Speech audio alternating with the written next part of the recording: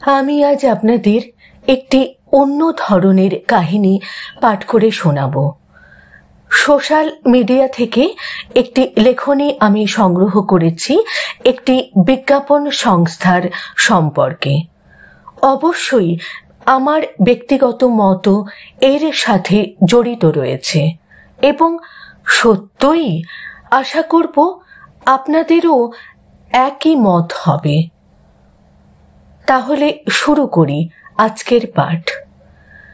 Lux cosy গেঞ্জির একটি রুচিহীন আপত্তিকর বিজ্ঞাপন দেখতে হলো টিভিতে খবর দেখতে গিয়ে।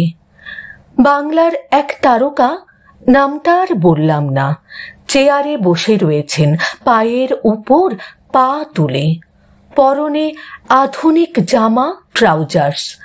তার সামনে এক বয়স্ক মানুষ, তার পরনে ধুতি এবং খালি গা, কাঁধে গামছা, সর্বদা সামনে ঝুঁকে আছেন, অর্থাৎ জমিদারি বাড়ির সাবেকি গৃহ পরিচারকের বেশভূষা, হাবভাব।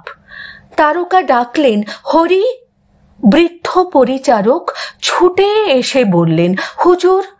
তার হাতে একটি খবরের কাগজ দিয়ে তারকা বললেন, ছিঁড়ে ফেল, আরো ছিঁড়ে ফেল।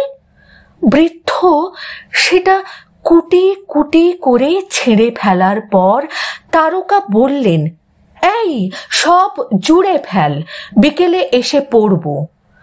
বৃদ্ধের হতবুদ্ধি মুখের সামনে দাঁড়িয়ে তারকা হাসি মুখে বলেন, লাক্স কোজি গেঞ্জি পরলে তার বুদ্ধি বাড়ত। ব্যাকগ্রাউন্ডে বৃদ্ধ পরিচারক ব্যস্ত হয়ে মেঝেতে ছড়ানো কাগজের টুকরোগুলো এক করার চেষ্টা করছেন। এর মানে কি? কি করে এক বৃদ্ধ শ্রমজীবী মানুষের নির্বুদ্ধিতা, যদিও তিনি নির্দেশ পালন করেছেন কেবল, নিয়ে উপহাস করে একটা ব্র্যান্ড?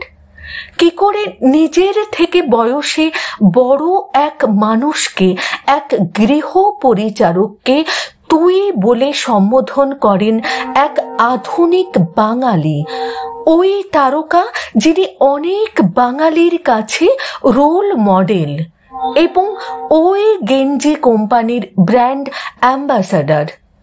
কি করে এই কুরুচিকর সংলাপ বলতে রাজি হলেন?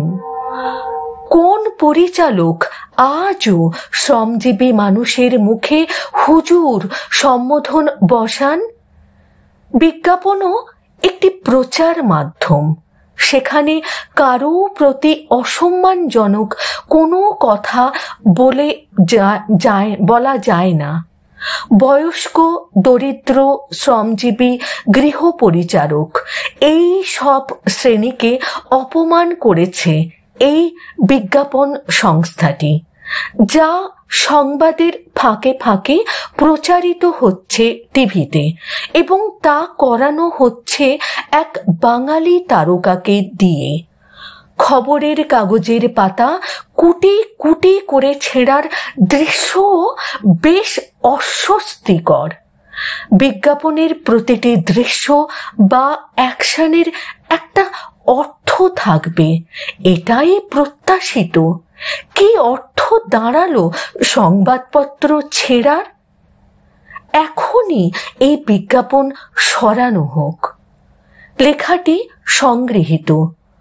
অবশ্যই যিনি লিখেছেন তাকে অসংখ্য ধন্যবাদ জানাই আমার তরফ থেকে এবং আমার পরিবারের সকল সদস্যদের তরফ থেকে এই রকম একটি লেখা আমাদের উপহার দেওয়ার জন্যে এবং এইভাবে লেখার মাধ্যমে প্রতিবাদ জানানোর জন্যে কুর্নিশ জানাই তাকে।